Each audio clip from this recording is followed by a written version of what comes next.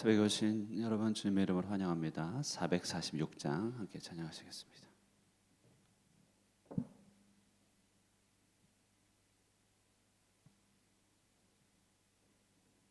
446장입니다.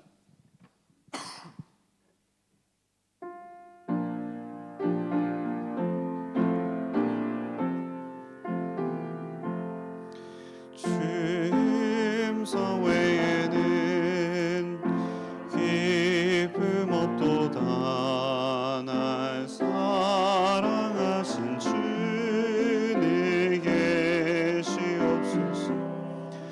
기쁘고 기쁘도다. 항상 기쁘도다. 나 주께 왔사오니 주옵소서.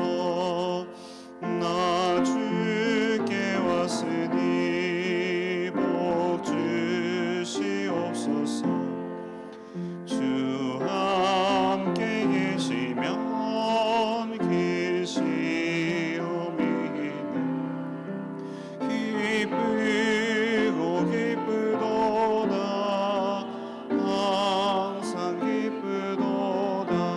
나 주께 왔사오니 복 주옵소서.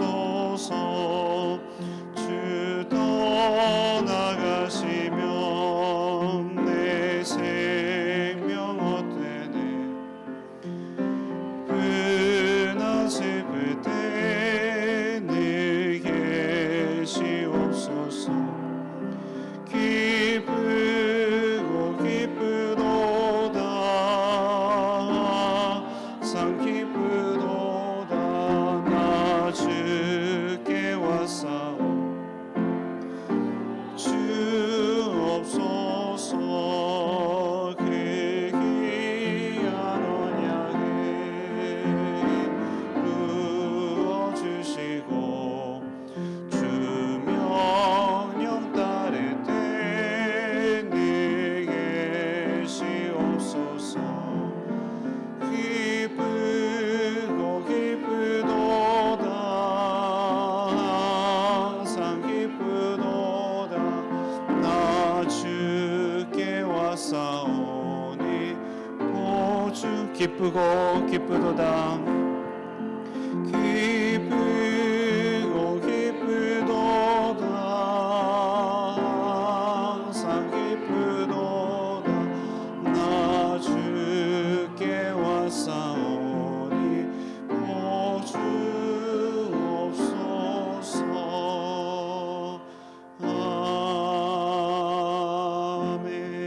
아멘. 우리 생명의 주님, 은혜로우신 주님께 이 시간에 또 기도하며 주 앞에 나가도록 하겠습니다. 함께 기도하시겠습니다. 참 사랑과 은혜의 하나님, 생명의 하나님께 감사드립니다. 우리에게 복을 허락하여 주시고 능력과 존귀와 우리 생명의 역사를 허락하여 주시는 주님이시여, 역사하여 주시고 부활 권능의 주님과 함께 거하여 주시소. 우리 가운데 주신 하나님의 생명의 공급을 맛보게 하여 주시고 은혜 가운데 하나님의 영광의 역사를 드러내게 하여 주시옵소서. 살아계신 하나님 아버지, 부활주일 이후 또 첫 번째 우리 함께 모여 드리는 새벽기도 허락하여 주시니 감사합니다. 부활의 주님이 지금도 우리 가운데 함께하여 주시고 말씀으로 또 성령으로 우리 가운데 임재하여 주심을 믿습니다.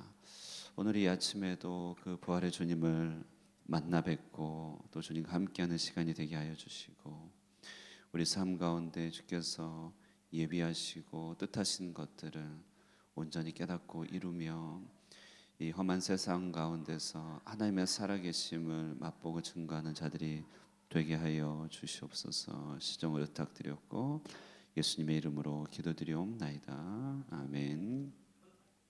하나님의 말씀은 요한복음입니다. 21장. 요한복음 21장.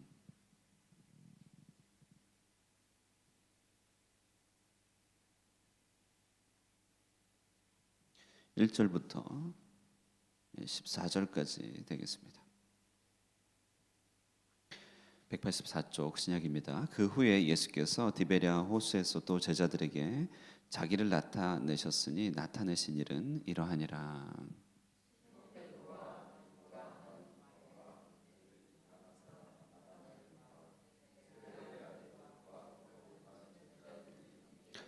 시몬 베드로가 나는 물고기 잡으러 가노라 하니 그들이 우리도 함께 가겠다 하고 나가서 배에 올랐으나 그날 밤에 아무것도 잡지 못하였더니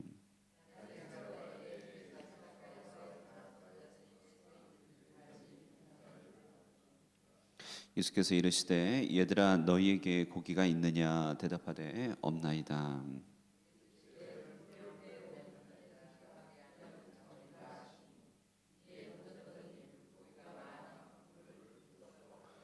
예수께서 사랑하시는 그 제자가 베드로에게 이르되 주님이시라 하니 시몬 베드로가 벗고 있다가 주님이라 하는 말을 듣고 겉옷을 두른 후에 바다로 뛰어 내리더라.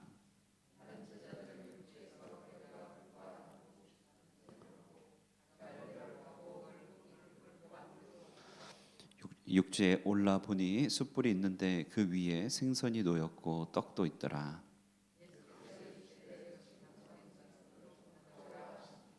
시몬 베드로가 올라가서 그물을 육지에 끌어올리니 가득히 찬 물고기가 153마리라 이같이 많으나 그물이 찢어지지 아니하였더라.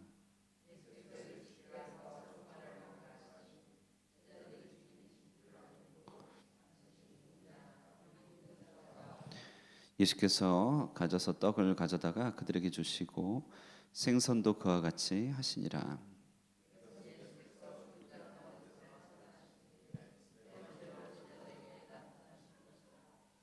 아멘. 예, 귀한 아침 주님의 은혜가 여러분의 삶에 가득하기를 주의 이름으로 축원드립니다. 예, 새벽기도 이후 이렇게 또 부활주일 이후 첫 새벽기도 맞이하는데요.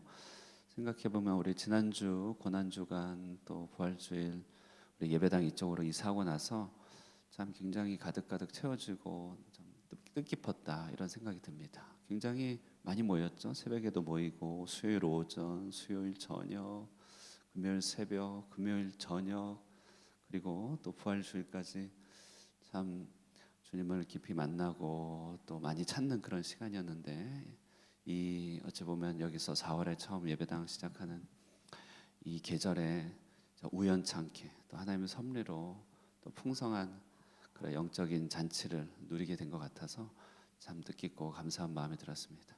그런 감사를 이어서 이제 이번 주도 부활의 능력 가운데 함께 살아갈 수 있게 되기를 기대하는데 오늘 본문은 이제 눈에 보이지 않는 부활하신 주님을 우리가 어떻게 일상 가운데서 만나고 또 공동체적으로 그 부활의 주님과 동행할 수 있는지 그것을 잘 보여준다고 할 수 있습니다. 오늘 본문은 이제 예수님이 부활하시고 나서 제자들이 갈릴리로 가고 나서에 있었던 일화입니다. 그러나 이제 그때는 뭐 조직 교회가 뭐 만들어졌거나 오늘날처럼 이렇게 시스템이 있는 것이 아니기 때문에 부활의 주님이 또 이제 항상 있었던 건 아니죠. 그러니까 나타나셨다가 안 나타나셨다 하기 때문에 제자들은 좀 갈피를 잡지 못하였습니다. 그리고 살아계신 주님의 그 부활의 소식을 접하여도 그게 의미가 무엇인지 그래서 자기에게 어떻게 하라는지를 알지 못했을 뿐만 아니라 또 더군다나 예수님의 이 부활체는 그 이제 뭐 종종 말씀드리지만 애벌레가 나비처럼 이렇게 완전히 성충이 된 것처럼 그 육체 완성이기 때문에 제자들은 부활의 주님을 또 잘 알아보지도 못했습니다. 이게 이제 알 것 같은데 좀 못 알아보는 이제 이게 이제 부활의 주님인데 이것은 우리의 무지와 가려짐, 육신의 한계 때문에 그런 것 같습니다. 근데 우리도 마찬가지죠. 주님 살아계시고 예수 그리스도께서 보좌 우편에 통치하고 계시고 또 성령으로 우리 가운데 계시기 때문에 뭐 너무 명백하게 살아계십니다.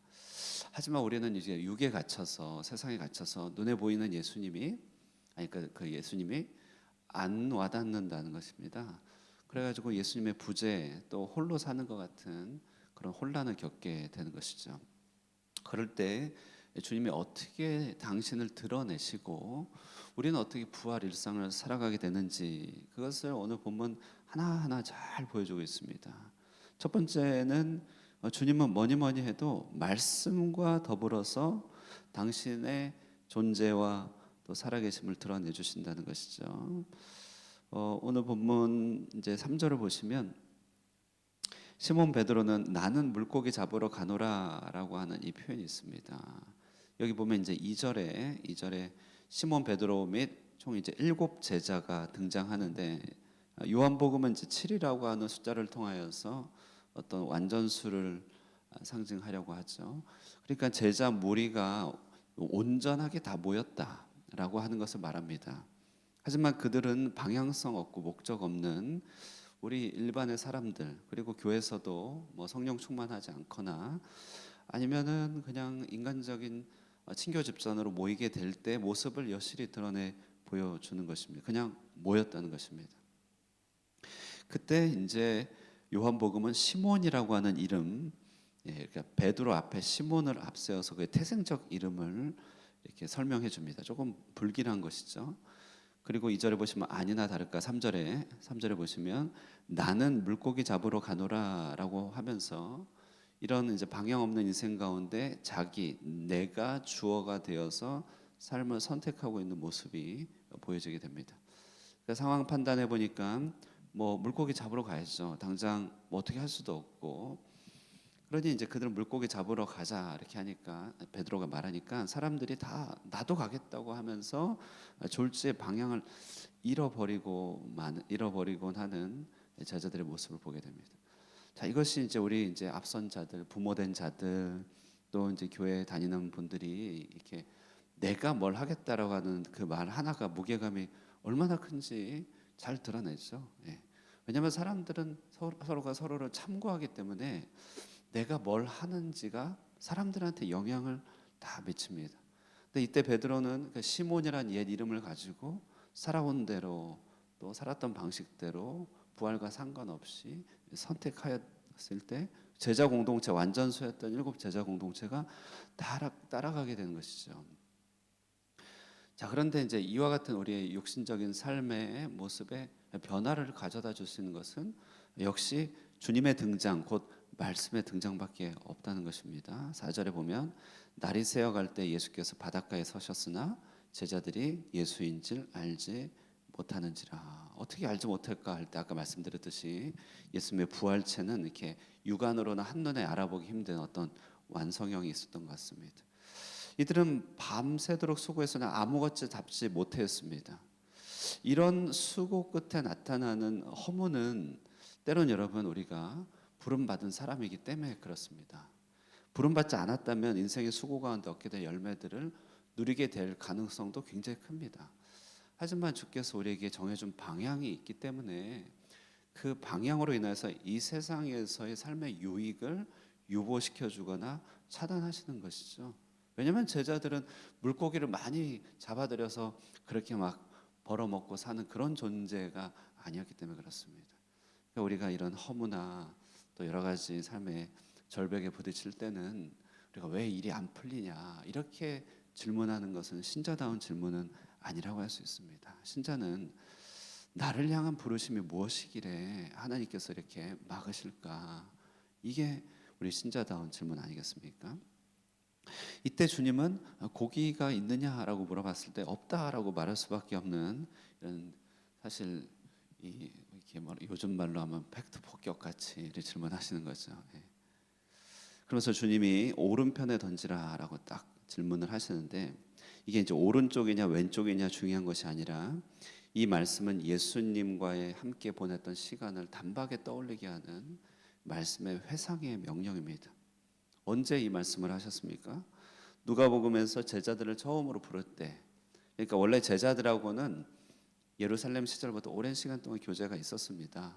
하지만 제자로 딱 불렀을 때 그 첫 부르심 그리고 인생을 향한 주님의 계획들이 딱 선포됐을 때가 똑같은 상황이었던 것이죠.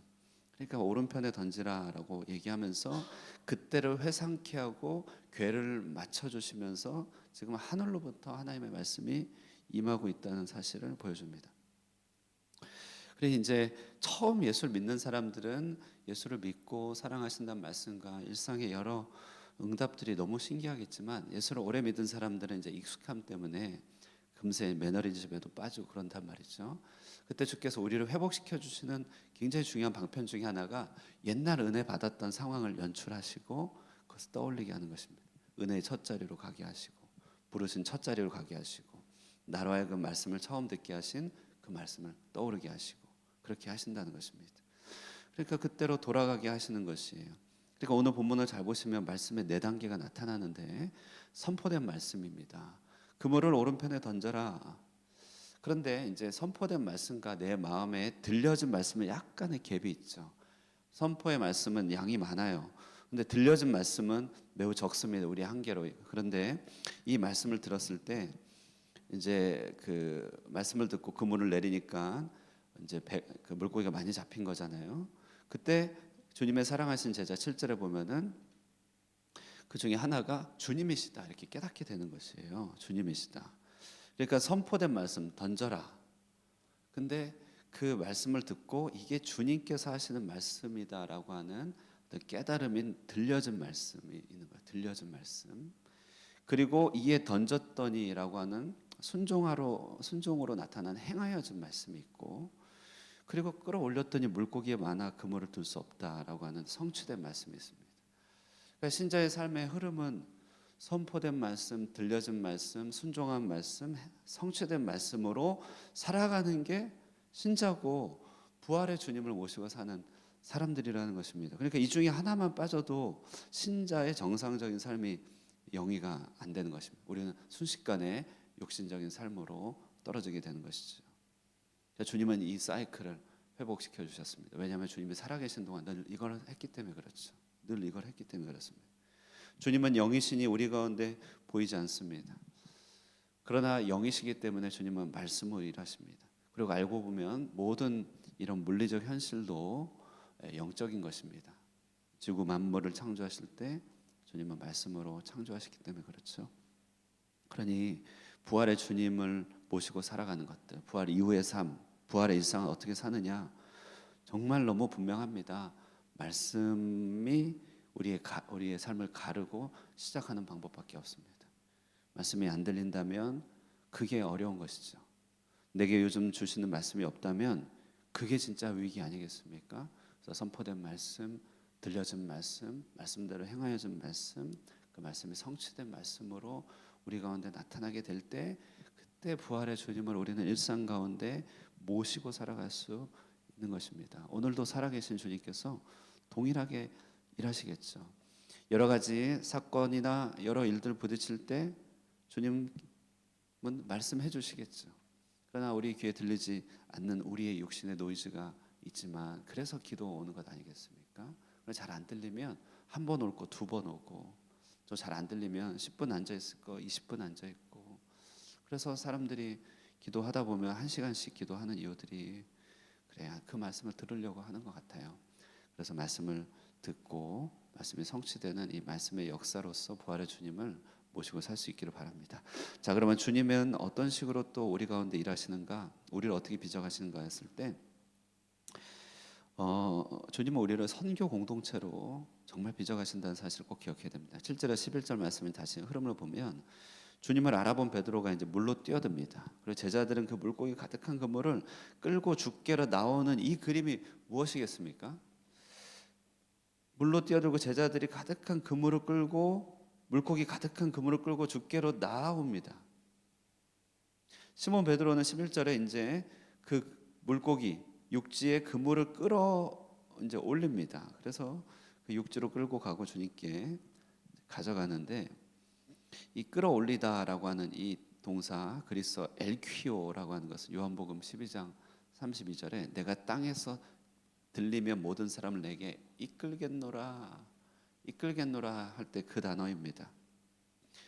베드로에게 이제부로 내가 사람을 취하리라라고 말씀하셨습니다. 자, 그러니 이제 요한복음이 종종 이렇게 중의적 표현, 비유적 표현을 많이 쓰는데 지금 주님의 명령을 받고 가득한 물고기를 끌고 죽게로 이끌고 있는 모습은 물고기에 대한 얘기가 아니죠. 그것은 베드로가 장차 사람들을 이끌고 죽게로 이끌어갈 그 풍성한 교회에 대한 이야기입니다. 물고기를 끌고 죽게로 이끌어가는 일, 이게 선교죠. 선교. 자, 그래서 주님의 몸된 공동체, 능력을 맛보는 공동체의 특징은 선교적이 돼야 되는 것입니다. 그래서 이제 신앙생활을 하고 조금 멀리서 보면 이 땅의 교회들이 상당히 이기적, 그러니까 나중심적인 교회의 모습을 갖출 때가 많아요. 어쩔 수 없죠. 우리 삶이 힘들고 어렵고 고달프고 하니까 위로받고 싶고 내 깨로 채우고 싶고 내 일 외에는 신경도 쓰고 싶지 않고 이렇게 여력이 없는 것 같지만, 그러나 주께서 살아계시고 그분의 존재 자체가 자신을 알리시는 선교하시는 하나님이시고, 또 우리를 부르시고 구원하신 이유가 우리에게서 구원의 축복이 끝나는 것이 아니라 열방의 복을 주시기 위한 것이니까, 어쨌든 우리의 육신적 한계를 뛰어넘어 믿음으로 우리의 방향을 선교적으로 주께로 이끄는 것으로 행하는 공동체는 범사에 축복이 있는 것입니다. 그것은 온전한 순환이기 때문에 그렇습니다. 그러니까 주님은 언제 어디서 체험되면 그 능력을 맛보게 되는가? 그것은 오늘 분명하게 보여줍니다. 말씀 듣고 순종하여 사람들을 주께로 이끄는 선교 공동체, 거기에 머물러 계신다, 거기에 드러나신다, 이것을 보게 됩니다. 자, 그래서 여러분, 우리의 어떤 신앙적인 초보 혹은 너무 익숙한 신앙의 좀 굴레를 좀 벗어나서 정말 주님께서 기쁘신 일이 뭘까 좀 생각해 봐야 됩니다. 먼저 그의 나라와 그의 의를 구하라. 그리하면 이 모든 것을 너에게 더하시리라. 마태복음 6장 33절. 아침에 일어나자마자 우리는 먼저 그의 나라와 의를 구하라. 이 모든 것을 너에게 더하시리라 라고 하는 주님의 이 선교적 부르심을 우리 마음에 새길 때 부활의 주님이 동행하고 계심을 우리가 느낄 수 있을 것입니다.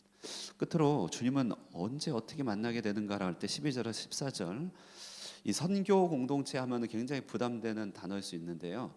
주님은 그것을 어렵게 설명하지 않고 함께 식탁을 나누는 공동체라고 딱 설명해 주십니다. 12절과 13절에 와서 조반을 먹으라 이렇게 얘기합니다. 근데 이제 9절에 보시면 이제 6절 올라오니까 숯불이 있는 것이에요. 숯불. 생선도 있고 떡도 있고, 주님께서 아침에 이른 아침에 숯불이니까 이거는 이제 뭐죠? 껌승 뭐 이런 거, 예, 뭐 이런 거겠죠. 능 이런 거, 떡도 굽고 있고. 그러니까 아침 일찍 이 모닝 캠프 파이어를 하시는데, 이 숯불은 사실 베드로한테는 상처가 되는 것입니다. 자기가 실패했던 그 자리가 숯불이 피워졌던 장소이기 때문에 그렇죠. 하지만 주님께서 우리의 상처를 드러내심은 우리를 부끄럽게 하기 위함이 아니라 치료케 하기 위함이죠. 그래서 주님 앞에 나아가면 외면하고 싶었던 우리의 현실들, 내 자신의 모습을 마주할 수밖에 없는데, 그것은 우리를 고치시기 위한 것입니다. 그러면서 주님은 이 모든 것들을 이제 먹여주심으로 치료하시는데, 정말 와서 조반을 먹으라면서 손수 차려주신 식탁을 주님께서 대접해 주십니다. 이건 굉장한 것인데요. 식탁이 굉장히 중요한 것 같습니다. 교회에서는 정말 모든 인생에 다 중요하지만 정말 중요한 것 같습니다. 다윗도 그 고난 가운데서 주께서 자기를 회복하시는 그 미래를 꿈꾸면서 노래했던 게 뭐냐면은, 주께서 원수 앞에서 내게 상을 차려주시고 기름으로 내 머리에 부으셨다, 이렇게 얘기하고 있거든요. 오늘도 주님이 그것을 하고 있는 것입니다. 원수들의 조롱, 실패, 이것들이 제자들의 마음을 사로잡고 있는데, 원수가 보란 듯이 상을 차려주시고 밥을 먹여주시면서 이게 주님의 살아계심을 드러내 주십니다. 근데 이제 먹는 거가 왜 중요하냐면, 세상 사람들은 식도락, 미식 여기로만 가죠. 근데 이제 주님의 백성에 있어서 이 진정한 식도락은 먹고 마실 때마다 성찬을 떠올리게 하기 때문에 그렇습니다. 예수님께서 자기 몸을 찢으시고 자기 피를 흘리시고, 그러니까 섬김 자체가 누군가의 피와 섬김이고, 그리고 우리가 한솥밥을 나눠 먹으면서 한 몸된 공동체가 함께 하나가 되는 것이기 때문에, 신자들에게 있어서의 식탁은 단지 정말 식도락은 아닌 것 같습니다. 주님은 이 식탁을 세 부분으로 우리에게 교회 가운데 적용해 주시는데, 하나는 예배 의식으로서의 성찬, 주일에 드렸던 거. 두 번째는 실제 식탁의 나눔인 애찬. 성도들의 식탁은 다 애찬입니다. 그리고 이 식탁은 넓게 보면 교회의 모든 사역, 중고등부, 초등부 모든 사역이 다 은혜를 나누는 식탁이죠. 그렇기 때문에 이런 식탁 공동체가 결국 선교 공동체다, 이렇게 얘기할 수 있을 것입니다. 우리 삶이 어디에서 막혀 있습니까? 식사가 막혀 있을 경우 삶도 막힙니다. 함께 나눠서 함께 시간을 보내야 되는 사람들과 함께 나누는 식탁이 막히면 삶도 막히고 선교도 막히고 그 가운데 하나님의 말씀도 들리지 않겠죠. 주님은 굉장히 쉬운 방법으로 풀어가도록 하십니다. 함께 먹고 함께 이야기를 나누면서 예수 그리스도의 사랑을 기억하라. 주님은 어디 계시는가? 그렇게 어려운 신학적 노력이나 굉장히 힘겨운 수행에 있다고 말하지 않습니다. 주님은 들려진 말씀 가운데 계십니다. 그것이 순종으로 나타나고 성취될 때 우리는 주님을 더 볼 수 있을 것입니다. 주님은 선교 공동체 가운데서 자신을 더 드러내십니다. 그리고 그렇게 이끄십니다. 사람들을 이끌고 정말 가득한 그물을 이끌고 가는 그런 부르심을 늘 마음에 기억하면서 우리의 삶의 방향성 자체를 그물이다라고 생각하시면서 하루를 거둘 수 있기를 바랍니다. 그리고 식탁 공동체 애찬의 모임 가운데 주님이 계십니다. 오늘 이 새벽도 말씀의 애찬인 줄 믿습니다. 그래서 이 성령의 애찬 가운데서 주님을 만나시고 교제하시고 오늘 하루를 주님과 동행하시는 부활의 일상 살아가시기를 주님의 이름으로 축원드립니다. 기도하겠습니다. 은혜로우신 하나님 아버지 감사합니다. 부활의 주님께서 우리에게 자신을 가리우시지 않으시고 실패하고 무너진 것 같은 자들 가운데 또 나타나시사 회복하시고 다시 부르시나이다. 저들의 실패로 자격을 잃었다 생각하는 제자들에게 다시 찾아와 너희가 바로 내 제자고 나의 계획이라 말씀하시면서 부활의 주님을 드러내 주시는 주님, 오늘도 우리 가운데 함께하여 주시고 특별히 오늘 말씀과 같이 이 말씀의 선포와 또 성취되는 가운데 우리의 순종 가운데 주님의 나타나심을 더욱더 바라보게 하여 주시고 많은 이들을 주께 이끄는 선교적 공동체로서 주님의 능력을 더욱더 체험하는 우리가 되게 하옵소서. 애찬의 공동체가 되어서 사랑을 나누고 말씀을 나누고 성령을 나누고 또한 식탁의 교제를 나누면서 하나님의 살아계심을 우리 가운데 늘 맛보는 신령하고 사랑 충만한 우리 모두가 되게 하여 주시기를 바라고 살아계신 예수 그리스도의 이름으로 기도드리옵나이다. 아멘. 예, 우리에게 여러 일들이 많고 또 세계 정세도 불안정합니다. 이럴 때 엎드려 기도하며 주님의 뜻과 음성을 들을 수 있기를 바랍니다. 그 기도를 하시고 또 애찬의 공동체, 사랑의 공동체 되도록 하늘꿈 교회를 위해서 또 이 땅의 모든 교회를 위해서 기도하시고 개인의 기도 제목으로 기도하시고 들어가도록 하겠습니다. 함께 기도하겠습니다.